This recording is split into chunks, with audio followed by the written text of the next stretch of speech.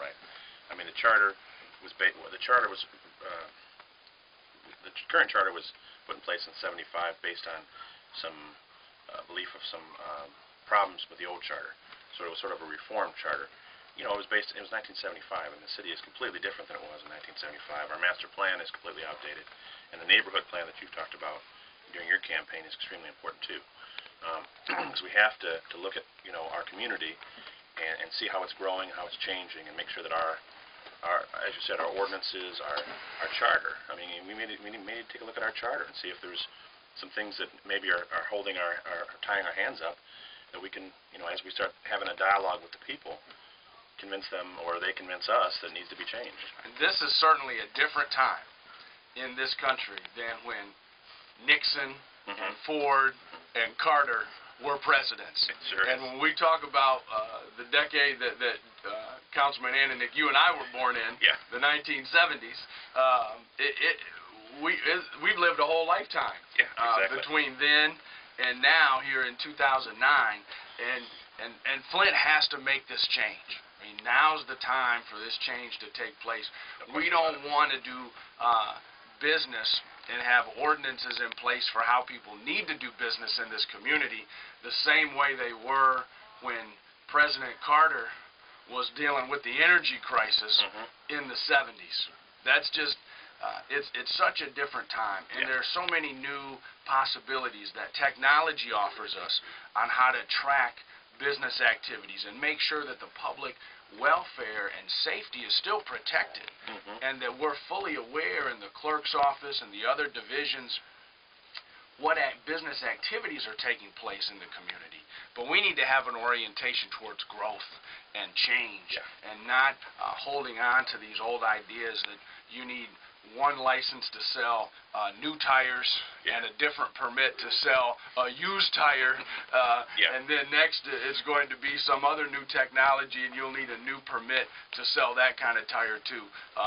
We need to make that streamlined and make it easy for people to invest here and provide services. And this is so key, especially in our neighborhoods, where we all drive by every day these vacant and abandoned properties right in our neighborhoods that could be places where we shop and spend our money, where our youth get their first good jobs, and we're missing a lot of opportunities, I believe, because of how complicated and old-fashioned this process is. Well, you know, Dane, I must compliment you that at least you have the vision to see that there has to be a collaboration between City Council and the administration. That is something that has longed for many years in the city of Flint. And the mere fact that you're even considering a dialogue makes a whole lot of sense, because the reality is it's going to take a combination of city council and the administration to make this system work. Even if you're talking about reform, there has to be an agreement and a collaboration between city council and the mayor's office. And I really compliment you on even having that vision. Well, thank you. I know that it will take a strong city council to work for change in the city. And as a mayor, I'm not going to view strong city council leadership as a threat, because I want people to have a voice in this community. I want their city council person to be strong and informed and advocate for those interests. And we will keep talking about this great idea, Greg, that you've shared this morning about training and how we can give through the budget process that the mayor has such a strong influence on, making sure that if it's not actual financial dollars, because we don't always need to spend new money, but we can identify in-kind trainers who are in this community who want to see that process improve. It's so much. There's so much that can be accomplished when we really set aside these old battles and just commit to making this system strong and working for change. I agree with you, Dane. You know, from my standpoint, the few dollars that would be allocated toward training, given the history of a controversy between City Council and the mayor's office, the mere fact that we could find a way to find resources to develop a baseline, that all of us are on one page, what it will help us to do is to more effectively spend a few dollars that we have available. And just look at the lawsuits. We've, as a city, had bills for, in these past few years, we've had to pay the city council's legal bills to fight the administration's legal team, and we're paying those bills too, so we're funding both sides of the battle. Yeah.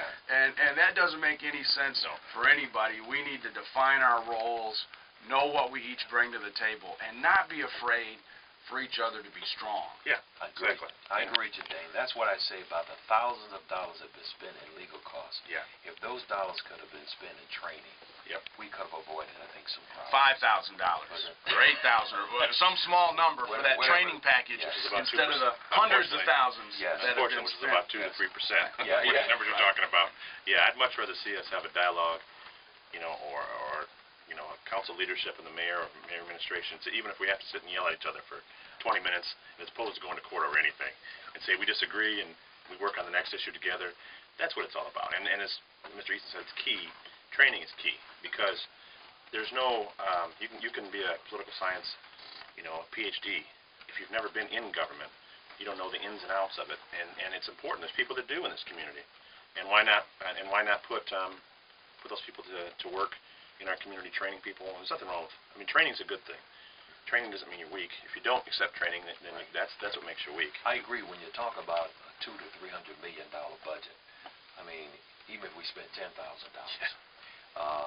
given the fact that we take a significant amount of that money and we spend it on areas like legal costs, and in some cases, quite frankly, I'm not so sure that we're making the most effective decisions by not having a baseline to work from. Yeah, I agree with you. And everyone who listens to us on the Working Together broadcast on Saturday mornings at 9:30 here knows that we take on the real issues and we have real conversations. We're going to pause for our inspirational song. This morning we have Donald Lawrence and the Tri-City Singers with "I've Never Seen It," and this song it gets you going every time you hear it. It's a reminder, that God will supply for the needs of its people and His community.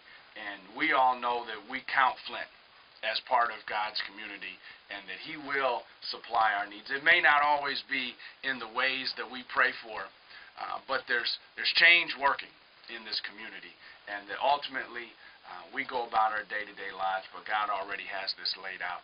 So if we could bring in that inspirational song and get ready for those calls as we come back after the break. We'll keep talking. Call us at 239-5733.